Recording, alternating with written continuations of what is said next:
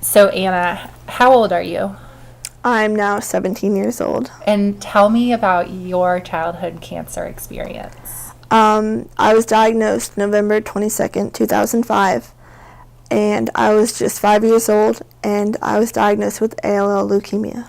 And you know what ties us together as cancer survivors. We had the same cancer, and we survived from the same cancer. And we were the same young, tender age.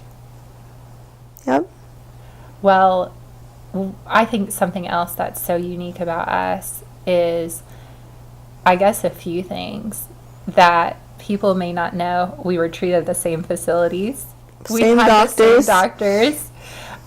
And what I love too is we are not just the face of childhood cancer survivors, we're the face of generations Definitely. of childhood cancer survivors. Definitely. What's that one question we all get every time you tell somebody, hey, I'm a childhood cancer survivor? What is the one thing that everybody asks you? It's always, do you remember? And what do you remember? What do you remember? What was your experience? I remember everything like it was yesterday, and I was only 5 years old.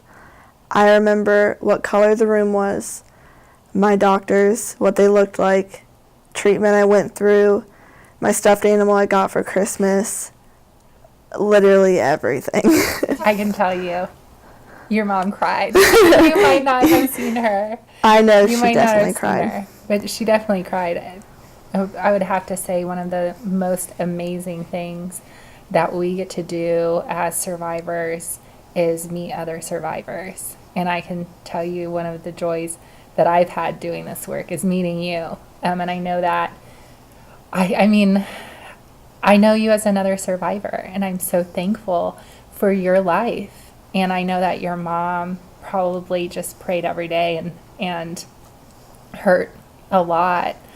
But because of our amazing physicians here and because of these medications that both of us had, what about that? A family of 4. How did they handle it? It was different for them. I'm the oldest, so it was like, what's going on? This isn't the common flu. Why did Anna lose all of her hair? Why does she look like this? But when I was 5, my sisters were 3.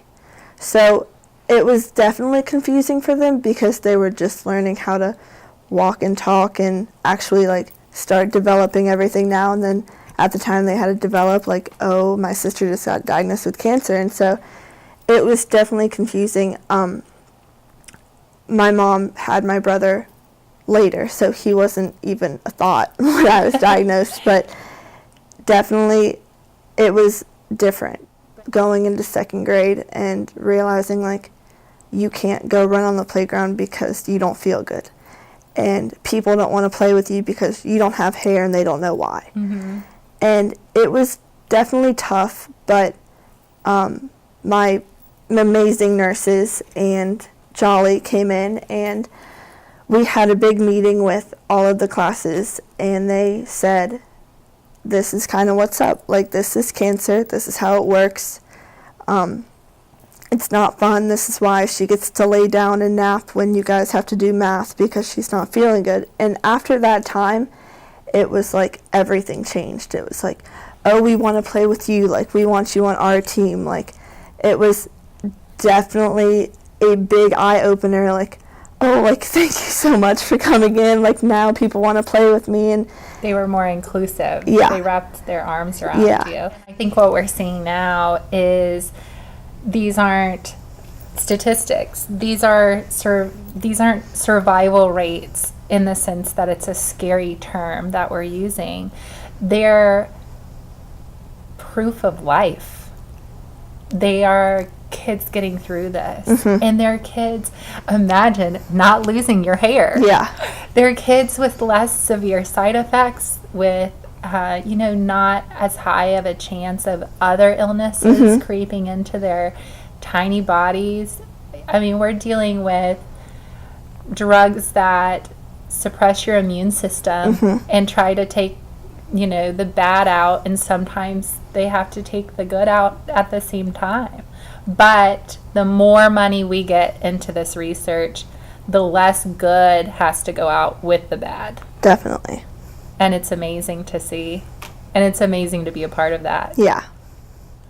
It's really encouraging knowing I can go volunteer and see these kids and say, there is hope. You can do it. I did it.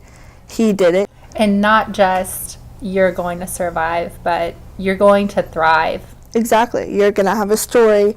You're going to be a different person. I personally think I'm a total different person from when I was diagnosed. Yes, I was 5, but I feel like if I was not diagnosed, I would not be as strong. I would not have as much faith. I would not really think that pushing through would be anything.